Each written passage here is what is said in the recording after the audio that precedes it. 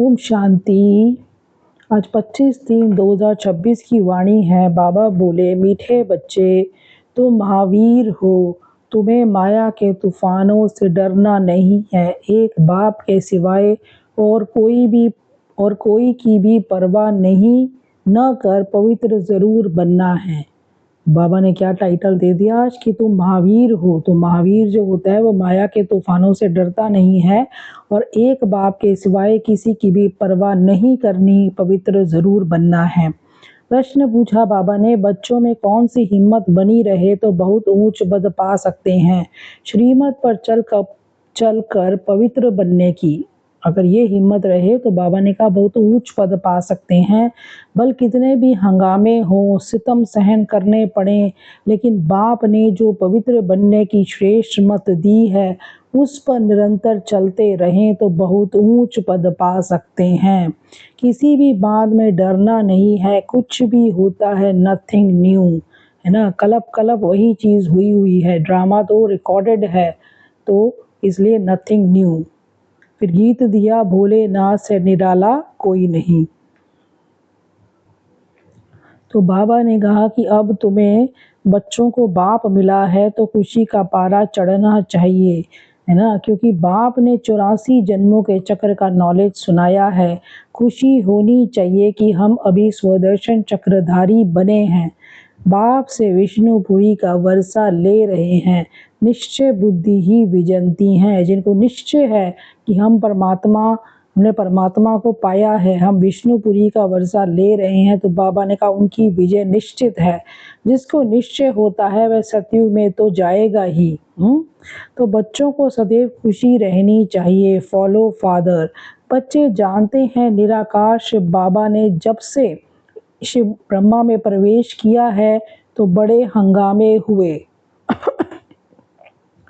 पवित्रता पर बड़े झगड़े चले। बच्चे बड़े होते कहेंगे जल्दी शादी करो, शादी बगैर काम कैसे चलेगा। बल मनुष्य गीता पढ़ते हैं परंतु उससे समझते कुछ नहीं। सबसे जास्ती बाबा को अभ्यास था, ब्रह्मा बाबा को।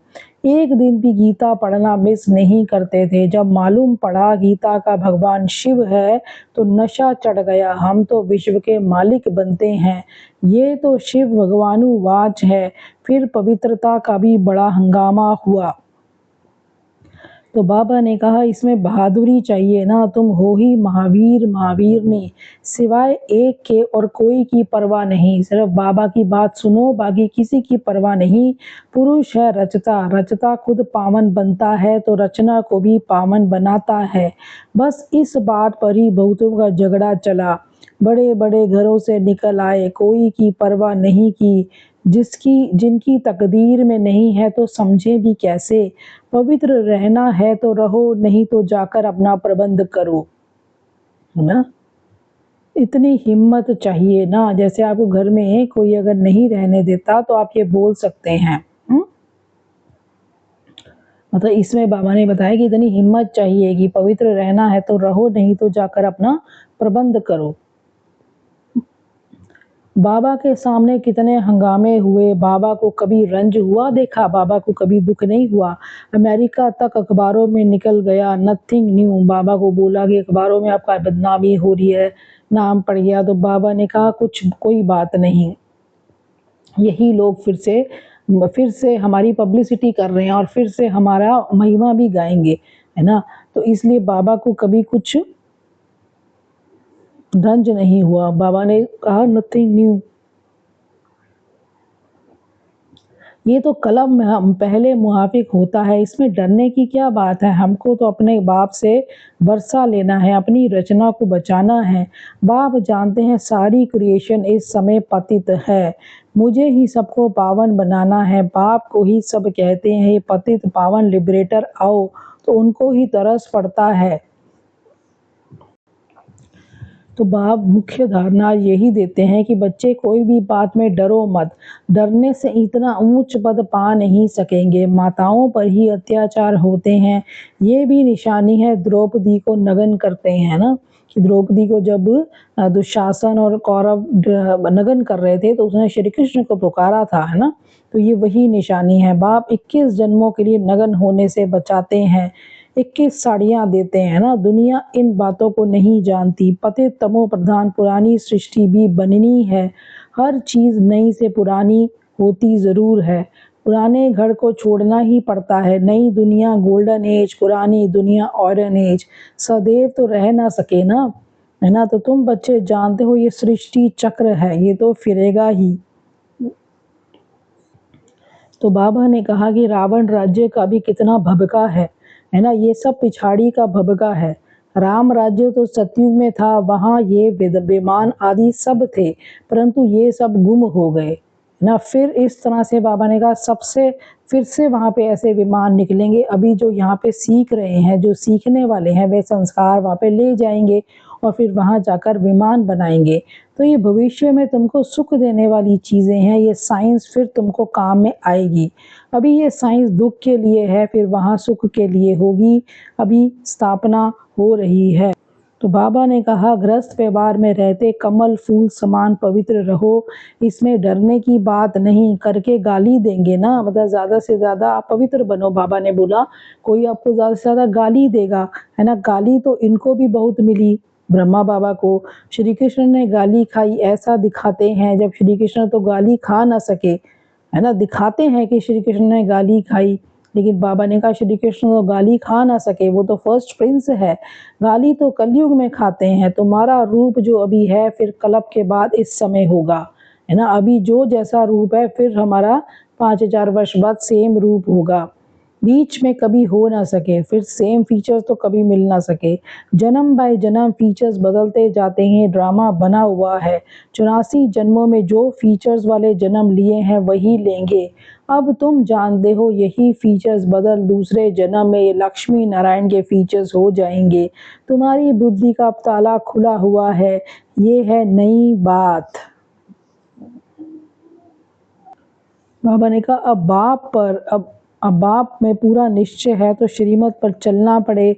हर एक की नब्ज देखी जाती है, उस अनुसार फिर राय भी दी जाती है। बाबा ने भी बच्चे को कहा अगर शादी करनी हो तो जाकर करो, है ना। बहुत मित्र संबंधी आदि बैठे हैं, उनको शादी करा देंगे। फिर कोई ना कोई निकल पड़ा, कोई ना कोई चला गया, तो हर एक की नब्ज देखी जाती है। पूछते हैं बाबा ये हालत है, हम पवित्र रहना चाहते हैं, हमारे संबंधी हमको घर से निकालते हैं, अब क्या करना है। अरे ये भी पूछते हो, पवित्र रहना है, अगर नहीं रह सकते हो तो जाकर शादी करो। बाबा कोई भी कारण सुनते नहीं है। बाबा कहते हैं आप क्या चाहते हो वो करो। अगर आप सच में आप चाहते हो कि पवित्रता आपके लिए इतने मायने नहीं रखती है कि आप उनकी बात को रखना चाहते हो, तो बाबा ने कहा भल करो, मेरी तरफ से कोई मनाही नहीं है ना। तो अच्छा समझो किसी की सगाई हुई है, राजी करना है, हर्जा नहीं, है ना। हथियाला जब बांधते हैं तो उस समय कहते हैं ये पति तुम्हारा गुरु है। अच्छा तुम उनसे लिखवा लो, तुम मानती हो मैं तुम्हारा गुरु ईश्वर हूँ, लिखो। अच्छा अब मैं हुक्म देता हूँ पवित्र रहना है। अगर पति पवित्र रहना चाहता है तो इस तरह से लिखवा सकता है, पर हिम्मत चाहिए ना। मंजिल बहुत भारी है, प्राप्ति बहुत जबरदस्त है। काम की आग तब लगती है जब प्राप्ति का पता नहीं है। कितनी बड़ी बात बाबा ने बोली कि काम की आग तब लगती है जब इसका प्राप्ति का पता नहीं है कि पवित्र रहने से क्या प्राप्ति है मुझे, है ना।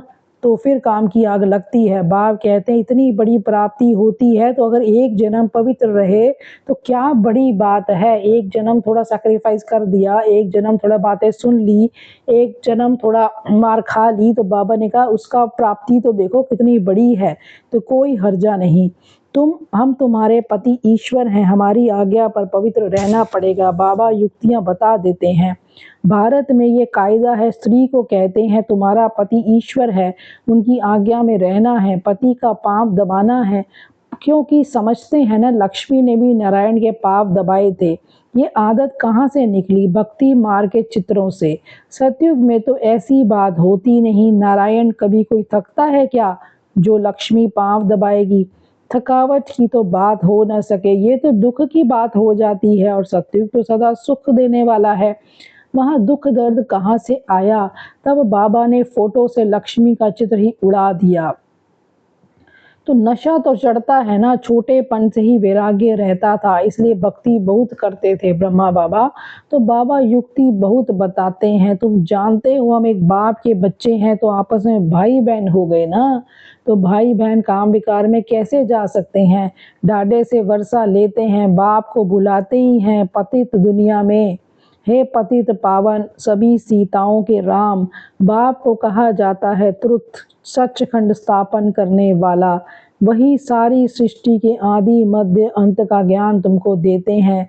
तुम्हारी आत्मा अभी ज्ञान सागर बन रही है। तो मीठे बच्चों को हिम्मत रखनी चाहिए, हमको बाबा की श्रीमत पर चलना है। बेहद का बाप बेहद की रचना को स्वर का मालिक बनाते हैं, तो पुरुषार्थ कर पूरा वर्षा लेना है। वारी जाना है, तुम उनको अपना वारिस बनाएंगे तो तुमको 21 जन्म के लिए वर्षा मिलेगा। तो बाबा ने कहा स्वर की स्थापना हो रही है तो बच्चों को सदा खुशी में रहना चाहिए। भगवान ने तुमको अडॉप्ट किया है, फिर तुम बच्चों को बाप श्रृंगारते भी हैं, पढ़ाते भी हैं। फिर बाबा ने कहा सदा बाप समान बनने की हिम्मत रखनी है, बाप पर पूरा वारी जाना है, किसी भी बात में डरना नहीं है, पवित्र जरूर बनना है।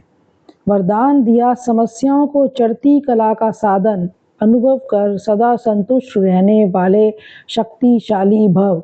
जो शक्तिशाली आत्माएं हैं वह समस्याओं को ऐसे पार कर लेती हैं जैसे कोई सीधा रास्ता सहज ही पार कर लेता है। जो शक्तिशाली होंगे वो समस्या को भी ऐसे ही पार कर लेंगे। समस्याएं उनके लिए चढ़ती कला का साधन बन जाती हैं। हर समस्या जानी पहचानी अनुभव होती है। वे कभी भी आश्चर्यवन नहीं होते, हैरान नहीं होते परिस्थितियों पे, बल्कि सदा संतुष्ट रहते हैं कि ये तो होना ही है, नथिंग न्यू। मुख से कभी कारण शब्द नहीं निकलता, लेकिन उसी समय कारण को निवारण में बदल देते हैं कि जैसे ही समस्या आई, जैसे ही कोई बाहर से परिस्थिति आई, फटाफट उसका सॉल्यूशन उनके पास रेडी होता है कि अब बाबा ने क्या कहा है, अब मुझे इस परिस्थिति में कैसे सोचना है, कैसे रिस्पॉन्ड करना है ना। तो स्लोगन दिया बाबा ने स्व स्थिति में स्थित रहकर सर्व परिस्थितियों को पार करना ही श्रेष्ठता है। अपनी स्व स्थिति में, अपनी सोल कॉन्शियस स्टेज में रहकर ही हम हर परिस्थिति को पार कर सकते हैं और यही सबसे बड़ी श्रेष्ठता है। फिर अव्यक्त इशारे में बोला निश्चय के फाउंडेशन को मजबूत कर सदा निर्भय और निश्चिंत रहो।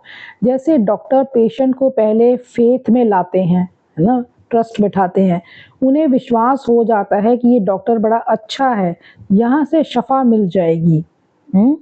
वैसे डॉक्टर कितनी भी बढ़िया दवाई दे, लेकिन अगर फेथ नहीं है तो उस दवाई का असर नहीं होता, है ना। हम कहेंगे डॉक्टर पता नहीं कैसे इसने कैसे दवाई दी है। ऐसे रूहानी डॉक्टरी में भी ऐसी शक्तिशाली स्टेज हो तो सबका फेथ हो जाए कि यहाँ पहुँचे हैं तो अवश्य कोई ना कोई प्राप्ति होगी ही। ओम शांति।